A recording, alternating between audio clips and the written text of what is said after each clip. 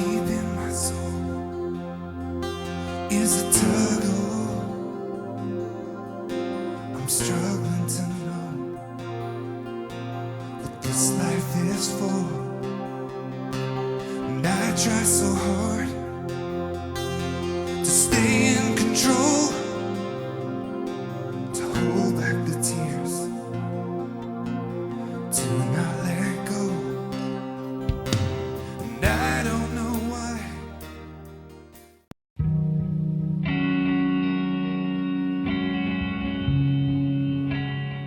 Quem foram essas pessoas chamadas de os puritanos? Primeiro foram os peregrinos, nos anos 1620. Eles foram seguidos por milhares de puritanos nos anos de 1630. E estes deixaram suas fortes marcas em sua nova terra, tornando-se a mais dinâmica força nas colônias americanas. Reportando-nos à Inglaterra, os puritanos foram influentes pessoas na vida política do país, até que o rei Charles não tolerou mais suas tentativas de reformar a Igreja da Inglaterra. Estava montada a perseguição. Veio então a ideia de que a única esperança seria deixar o país. Quem sabe, na América eles poderiam estabelecer uma colônia cujo governo, sociedade e a Igreja fossem totalmente baseadas na Bíblia. A Nova Inglaterra poderia vir a ser a velha Inglaterra sem todos os defeitos de incredulidade e corrupção. Puritanos foi um termo ridiculamente usado durante o reinado da Rainha Elizabeth. Eles eram os cristãos que desejavam uma igreja da Inglaterra isenta de qualquer liturgia, cerimônia ou práticas que não estivessem absolutamente com base bíblica. A Bíblia era a sua única autoridade e eles defendiam que deveriam ser usada em todos os níveis e áreas da vida.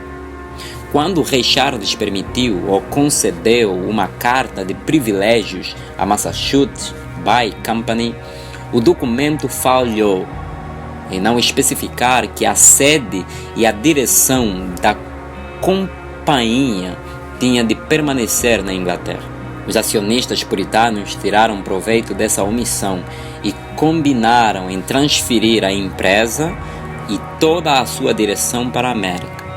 Fizeram todo o esforço então para estabelecer uma comunidade bíblica, uma república santa e cristã, como um verdadeiro exemplo para a Inglaterra e para o mundo. No país de origem, todo cidadão britânico fazia parte da Igreja Nacional da Inglaterra. Na Nova Inglaterra, apenas os verdadeiros convertidos eram membros da Igreja. Somente aqueles indivíduos cujas vidas haviam sido transformadas pela crença no Evangelho de Cristo tinham acesso ao rol de membros da Igreja. Somente estes tinham direito de voto na colônia. Eles tentavam estabelecer normas para uma ordem social piedosa, uma sociedade que verdadeiramente glorificasse a Deus. Como a lei mosaica regulamentou a sociedade de Israel nos dias do Velho Testamento, do mesmo modo a Igreja sob a autoridade das Escrituras poderia ser regulamentada na sociedade da Nova Inglaterra. Não havia lugar para concessões na América puritana. Todos aqueles que não estivessem de acordo com os sublimes propósitos da colônia estavam livres para se mudar para qualquer lugar. Em que se pese serem os puritanos pessoas de uma convicção de fé muito fortes, eles não eram individualistas. Eles vieram para a América em grupos, não como povoadores individuais. Muitas vezes congregações inteiras, lideradas pelos seus ministros, deixaram a Inglaterra e se estabeleceram juntas na Nova Inglaterra. Organizadamente se estabeleceram nas vilas, construindo seus templos ou pequenas casas de reunião bem no centro da cidade. A igreja era o centro de sua comunidade, provendo propósito e direção para suas vidas. Os puritanos defendiam tenazmente que o Senhor e o seu culto eram importantes o suficientemente para que fossem reservados um dia inteiro na semana para total dedicação ao Senhor. E os puritanos dedicavam seriamente o domingo ao Senhor. Os sermões tinham importância vital para a vida intelectual dos puritanos e eles raramente gastavam menos do que 1 hora nas exposições. Os instantes de oração podiam ser igualmente longos.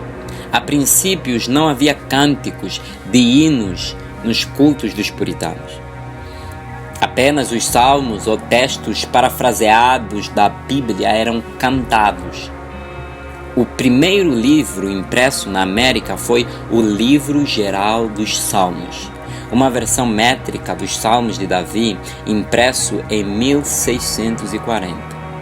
A família era a instituição básica mais importante da sociedade puritana e funcionava como uma igreja em miniatura, estabelecida por Deus antes de qualquer outra instituição e antes da queda do homem. A família era considerada o fundamento de toda a vida civil, social e eclesiástica. Todos os dias, pela manhã e à noite, a família se reunia para cultuar e aos domingos se alegravam em poder cultuar junto com outras famílias. A instrução e o treinamento das crianças eram levadas muito a sério e os pais oravam para que os filhos se tornassem vigorosos para a glória do Senhor. Logo nos seus primeiros 5 anos de estabelecimento, Massachusetts organizou escolas para crianças.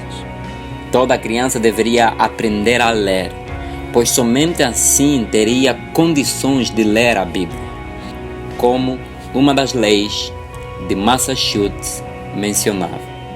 Sendo um antigo projeto do velho enganador Satanás impedir que os homens tomem conhecimento das verdades bíblicas, escolas têm de ser estabelecidas.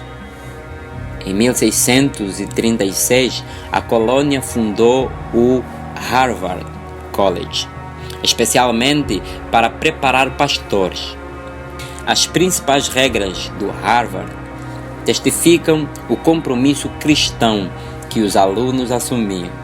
Todos os estudantes deveriam ser plenamente instruídos e seriamente pressionados a considerar bem o principal propósito de suas vidas e estudos, isto é, conhecer a Deus e a Jesus Cristo, que é a vida eterna, e por conseguinte ter consciência que somente tendo Cristo por fundamento terá um perfeito aprendizado e conhecimento.